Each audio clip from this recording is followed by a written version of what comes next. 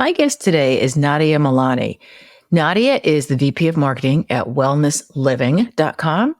She is a B2B SaaS marketer with over 15 years experience helping companies grow and scale. So she's currently the VP of Marketing at Wellness Living, but she's also has quite an extensive background we're going to dive into that's related to marketing. And she's also a frequent guest on podcasts and conferences, and she's a top marketing voice on LinkedIn. So today, Nadia is going to talk about her first 30, 60, and 90 days at Wellness Living. What are her biggest challenges? How she managed to make the most impact within that time, and a whole lot more. Let's dive right in. First of all, welcome and thank you so much for taking the time. I know you're crazy busy. So I appreciate it. How did you end up like the wellness? I want to ask you about wellness tech, but before I get to that, like, is there a segue from fitness and wellness to actually like seeking this out? Like what has been your own personal like adventure with, So I've been always into fitness throughout my whole life, but sporadically. But it was only until COVID where it became actually something I did every single day. So every day I would get up, workouts for at least like an hour. And I did that for 3 years straight, every single day. It became this like consistency and this thing that I brought into my life. But it was very transformative and life-changing, not only from a physical perspective. Like okay, so I was maybe more heavy set, but not like dramatically. That was one of the benefits. Physically, I felt and looked better, but it was really around mentally. Because at the time, my kids were small. I had 2 children. My son was 3 at the time when COVID hit. And my daughter was 6. Wow. And not only was I leading a new team at a new organization, so I was head of marketing in cloud. So it's a completely different vertical that I'm in now. And not only was I doing that, I was home full time. All of a sudden we couldn't leave the house. I was teaching my daughter. She was grade 2 at the time. And then my son wasn't even in school. So he was like all this free time. And then, it was just all of this overwhelming stuff happening at the time. It was only the consistency of fitness that really helped me get through that period of time where I was able to manage everything. It was the ability to like get up and spend that time and give that time for myself. Right. Where I was able to it helped me lead myself. And I really believe to lead anything, in your family, it really starts with you. You have to lead yourself before you lead your family, before you lead your team, before you lead an organization. It really starts with yourself. So that's when I became really emphatically like just, into fitness. And then from there, branched up to yoga and to Pilates. So it's just something that's really important to my life. What kind of workouts did you do? Because I know myself, I'm like a real gym rat. I don't think there's anything negative about that phrase. I use it all the time. So when COVID hit, I remember it's so funny because it was March. Well, it wasn't funny, but it's later when you think about it. It was March. and I said, we're starting to laugh about it now. I think finally it took years, but like, we're starting to laugh at some of the things that happened during. I know. I mean, there's so much craziness, but we didn't really have a home gym. So I said to my husband, let's get these power blocks, which are like these nested dumbbells, because my whole thing is weight training. And I got them on Amazon. I remember thinking there was like a delayed and we weren't going to get them till April 2nd. I thought, well, by then this whole thing's going to be over. Like I thought, just the pandemic. That's optimistic. That is like super optimistic. You're like, I'm not going to get all this stuff. It's going to be over soon. I love that. Right. And so, and then now I still use them. So, but yeah. So did you seek out Wellness Living? So Wellness Living, actually, the wellness tech thing came up. I was very happily working in sales tech. I was at a startup. And was very much enjoying being there and working there. And it was, a recruiter reached out to me and not to, this sounds like egotistical, but when you're a head of marketing, especially B2B SaaS, I find that in tech, like you will get, emailed and connected with, recruiters. And, but this was really interesting. So Wellness Living was, in wellness tech and we're helping bring wellness into communities through helping fitness studios, yoga studios, Pilates studios, et cetera, operate their businesses. And I just thought, like, that is like an amazing mission. Like, and it was like for the first time, very personally and professionally aligned with what I believe in. And when you're, I'm in my 40s now. Like, I've been working in marketing my whole career, B2B mostly, and mostly tech. It gets to a point where mission is really important. Like, what you're doing every single day and what drives you has to be super aligned with what you believe in. Right. And that was what drew me to Wellness Living. Is like, wow, that's like so cool. I get to like talk to like studio owners every day. Like that's like awesome. Yeah. And how does, I mean, there's a lot of other companies you have a lot of competition. I know that Wellness Living is one of the biggest ones. But how does Wellness Living position itself like among everyone else?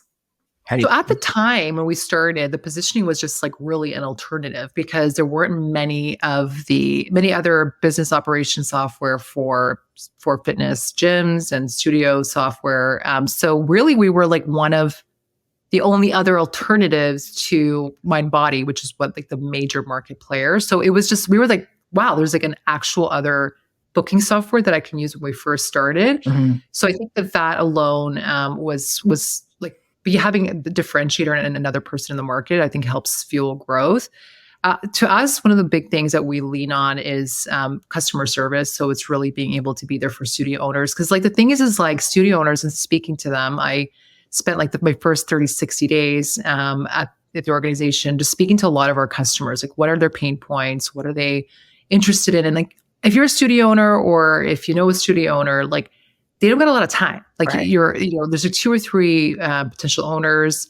Maybe there's only one. And you really just want to spend your time doing the thing that you love, which is being with your customers, either running, certain classes or yoga seminars. And you want to be able to do that versus like worrying about payments and like, am I getting, enough leads this month? And am I emailing my customers and all of those things that come with running the business. So I think so what happens is they don't want to spend a lot of time setting things up. So I think the biggest leverage that we have is like having that customer service. But the positioning is really, especially when we started, it was like really the alternative, like having something else besides the main market player that was around at the time. Yeah.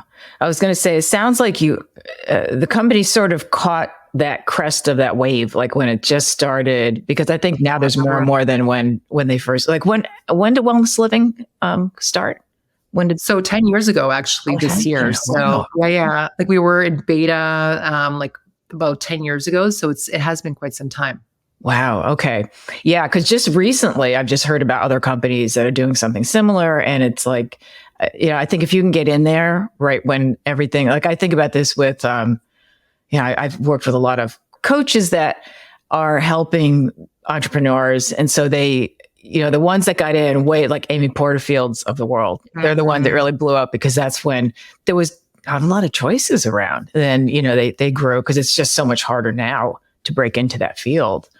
Have you ever? Timing is everything, like market timing. Like if you are there, be ahead of the curve and you're one of the early offerings, I think that is so important to any business success, like whether you're in wellness tech or any really tech, or even if you're a consultant or you're offering business courses, like that is like essential. Like are we early, or how many competitors do we have in market and how do we differentiate?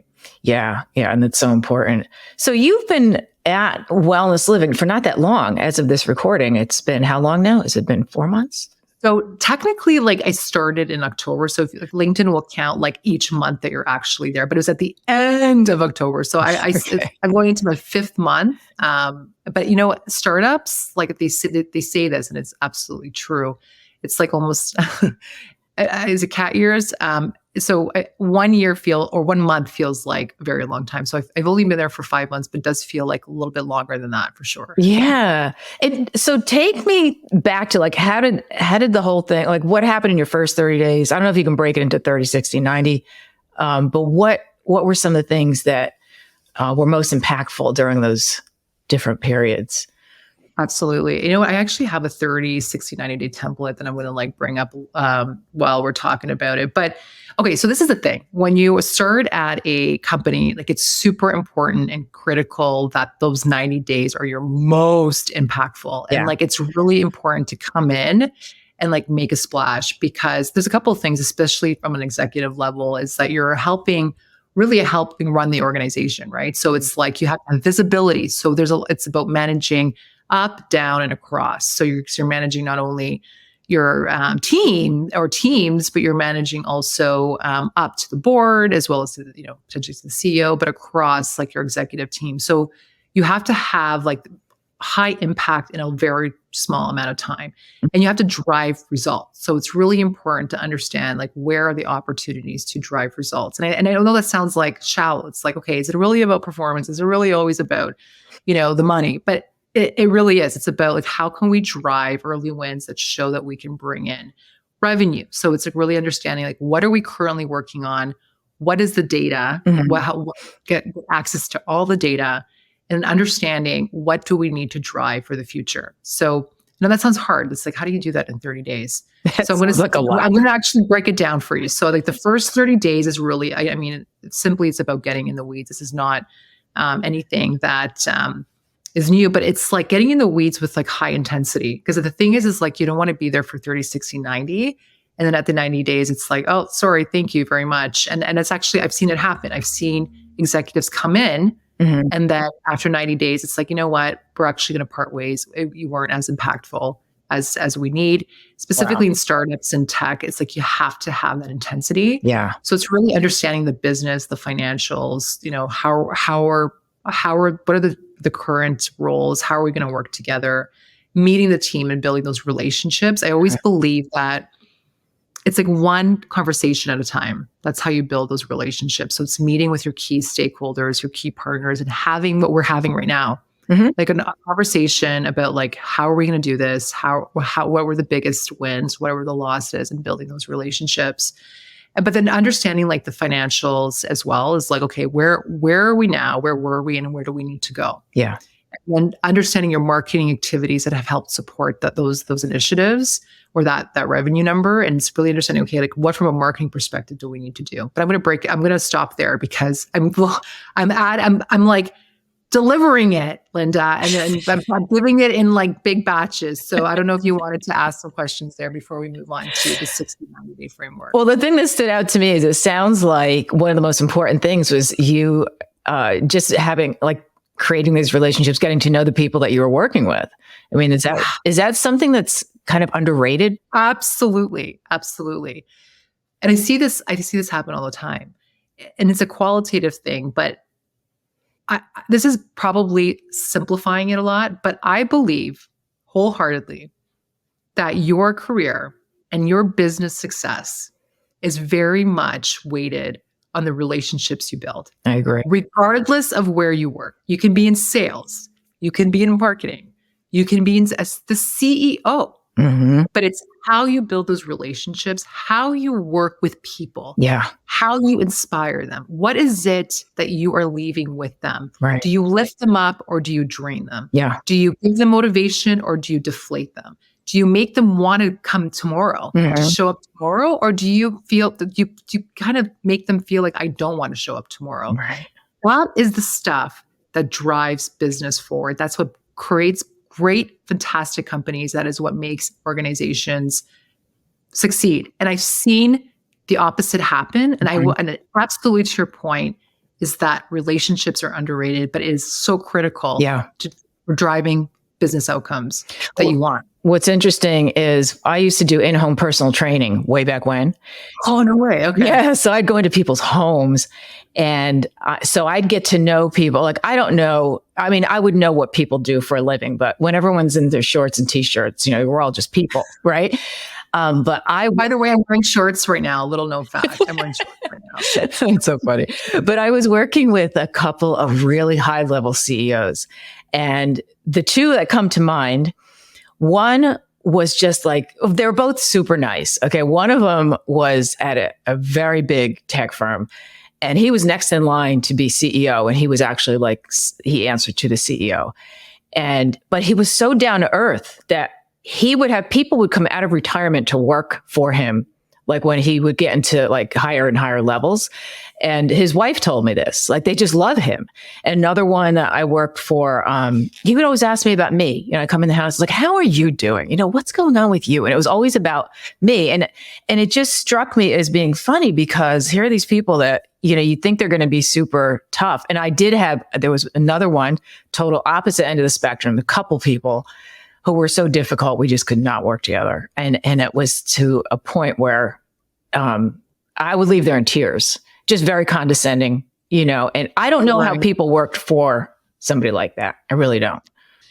The relationship building component specifically around CEOs, like it was so interesting, like you walking into their homes and seeing like the two different styles, like where one is really about like learning more about who's in front of them and listening to what they're saying versus like, this is my point of view, my agenda, and this is what I want to get done. And perhaps maybe not being able to drive, you know, that feeling of like I'm being listened to and really building that relationship. That's such an interesting story. Yeah. I mean, both of these people were very tough to work for, but they were fair. And that's what I'd always hear is like, you know, fair, but, you know, they still had standards and criteria that had to be met. So, what do you think was most impactful? What about 60 days? What happened at that point? Did you continue developing these relationships, and then what else came into play? Well, 30 days was a little bit of a whirlwind too, because I was actually in board meetings, like in giving very early observations. Okay, this is what I think is going really, really well. This is where we need to change. So it was already managing up, managing across, and managing down. Had to make some really quick decisions on just like team and like, you know, what roles do we need and like which roles aren't working anymore. So those are always a little bit difficult because, you know, those you have to kind of make some tough decisions on personnel, et cetera. But I think that the 60-day mark is where you really have to start to show early impact. Like you have to deliver on at least one win that is going to significantly is maybe an exaggeration, but you have to be able to help the organization in some capacity that's visible. So for example, within 60 days, you know, we did a pricing change, like led the strategy and pricing, executed that. And we were able to see the outcome of that the first 60 days. So that was really critical in showing, okay, like we have marketing's help here. They're driving business outcomes. It's actually helping drive these things for our total, like, you know, just to help hit our total target. I also started in November. So it was interesting because in 60 days, I also had to build the 2024 plan as well as the forecast and the budget. And it's always interesting to do that because within a short period of time, because you don't really have a lot of the historical knowledge. You do have it in like the data. You can kind of see some trends. But it was like right into like 60 days, like building that for 2024. So I would have loved to have seen like maybe that slow down a bit because you're making a lot of assumptions, right? When you're building those forecasts. So I would have loved to see a little bit more time there. But other things that, you know, I had worked on was like, what can we change today that will have the short-term impact? Like, what do we want to stop? What do we want to start? And what do we want to continue? And in that 60-day mark, I also created, which I have a template for too, is that first marketing offsite. So bringing in like your team, so whether you're operations or whether you're finance or whatever it is bringing your team and lining on, okay, what worked, but what didn't work? What should we stop immediately? What should we continue doing?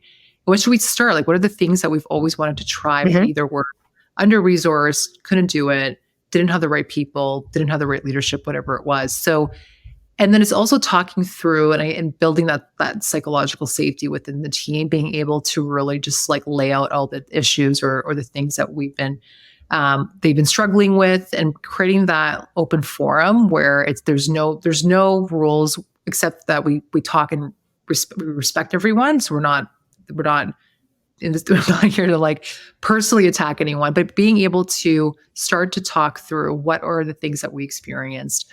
What are some of the issues, and really, really creating that early on, because if your team trusts you early on, they will trust you later on. And it's really about showing that vulnerability and maybe starting the conversation, maybe starting through, you know, that conversation around, I've noticed this in terms of how we operate, how we communicate. What are your thoughts? How can we improve? And And so that was really critical in the 60-day mark, is bringing the team together and building that trust. Yeah.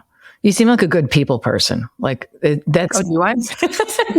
Well, you sound like, the people I was talking about, because I've seen all different levels of just most of the people who could afford a personal trainer in home were executives. That's the level, so I've seen and I did it for about 15 over, almost close to 20 years. Wish you were close by. I would like absolutely hire you. Oh, now it's like, I don't even do that anymore. And one of the reasons I don't is because, people see you as a therapist.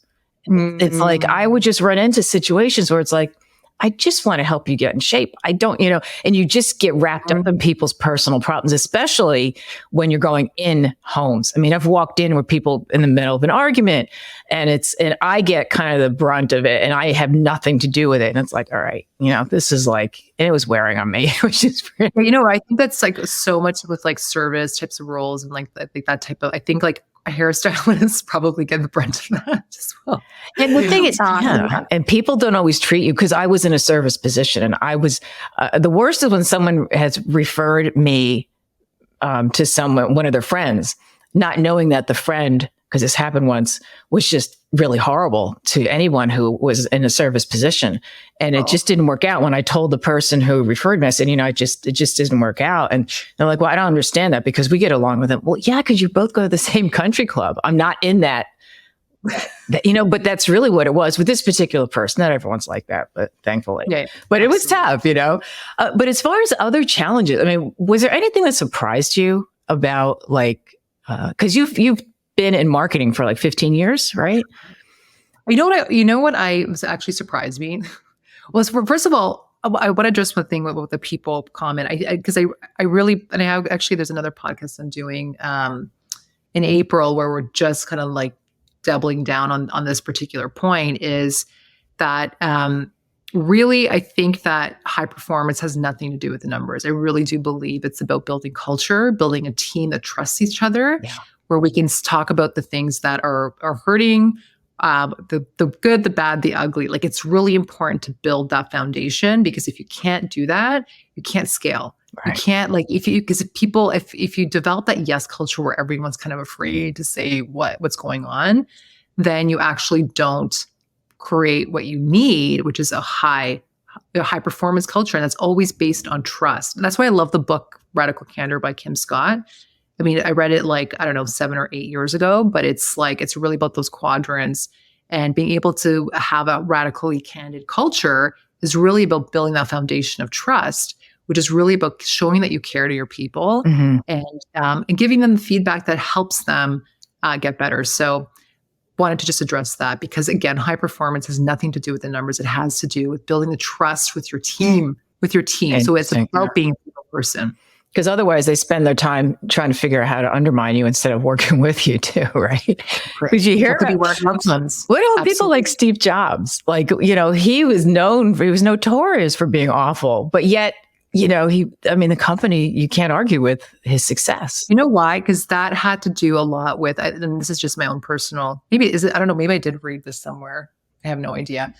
But it's probably in The Infinite Game with Simon Sinek. So he really wrote about the infinite game. And with Apple, it was really about the mission, right? So you're signing up to that mission of bringing innovation to the world, and bringing this this amazing thing to people. I mean, now we know some part of me is part of me thinks that we're going to wake up in 20 years and think about the mobile phone of the same way we thought about cigarettes, in the 70s is what the hell was that? That was bad for it, But, when you were waking up every single day, that was the mission. So people signed up for that mission. It didn't matter what Cleo did or said, because it's this is going to change the world. And there's a certain type of person, and just many, many people that sign up for that, and they're all for it. So I think a lot of that has to do with that really, really important mission, right? That can sometimes result in they didn't really speak to me that nicely, but that's okay, because I'm changing the world with this product. So isn't that how he got? So one of his I forget who it was. He got one of his big executives on board who was working for Pepsi at the time or something. He said, "Are you going to spend the rest of your life selling sugar water, or do you want to change the world?" And that's Right. that's, Yeah, I think that's also in the Infinite Game too. There was a part about that one too. It's a great book if you haven't read it. I have, You're trying yeah, I to have to build check it culture. out. It's a fantastic one. But we were talking about the 90 days. So I think it's important that 60 days you have to drive that result. You have to show that intensity, but build those relationships, build that trust. And then 90 days is, presenting this for depending on where you start. But for me, it was really about presenting the strategy. Okay, this is what we're going to work on for the next year. This is like the forecast. This is the budget. This is how we're going to do it. This is the people that we're going to have that are going to help drive that outcome. Mm-hmm. It's communicating that up, down, and across as well, so everyone understands. Like this is what we're doing, and getting FaceTime. Because I think it's specifically when you're, I mean, again, like in any executive position, but it's important to get in front of like not only your team but across the company and be able to vocalize and verbalize what the plan is and get everybody like inspired and like, yeah, this is awesome. I'm so excited to do this. So that's the other thing is like building that higher energy culture. And that's again around the trust and having that visibility. So that's the 30, 60, 90 days. So it's a mix of intensity. It's a mix of being able to show early wins that drive outcomes, building relationships, having building trust within your team, and then also building the vision. So people are like, yeah, I'm totally sold on this. And then the fourth month is like when it gets real, because then you got to deliver. Okay. Now, did you, I don't know if you addressed this. I asked about what was it, anything surprised you? Did anything surprise you or were you? Oh, right. Anything surprised me? Yeah. That was a really good question. Sorry, I diverted there. Sorry to all the listeners there. Sorry, I took you on a wild ride there for a minute. But yeah, no, I think for me, what surprised me personally is that I have been a leader for a very long time. And I always say, okay, I'm ready for any challenge. I'm ready for anything. And when you start at a new company, there's always different challenges that can potentially keep you on your toes. And I feel like, especially after like the 30, 60, 90 days, when you're delivering, I'm surprised at how hard it is to maintain that balance. As much as I know how important it is for me to have balance, because we talked about this earlier, you got to lead yourself before you can lead your team, your organization, the world. Right. I don't want to lead the world. But, I still find it so hard to do that. I still have to really be super intentional about that. I have to like book it in my calendar. Otherwise it does not get done. But it is only in that doing that you will achieve the success that you need. Because again, you're being pulled in a million different directions. So you have to be able to respond, be there for a lot of people. As a woman, and I hate to go down this road, but as a woman, it's just different. Yeah. It is different. And people can, it's International Women's Day last week. Yeah. And I do hope there's a day where we don't need a day to celebrate women, that we are just like, equal. But it is different because we have, my son just walked into this conversation, like I don't have anyone watching. Unfortunately, it's March break here. I don't have anyone watching him today. He walked into the conversation.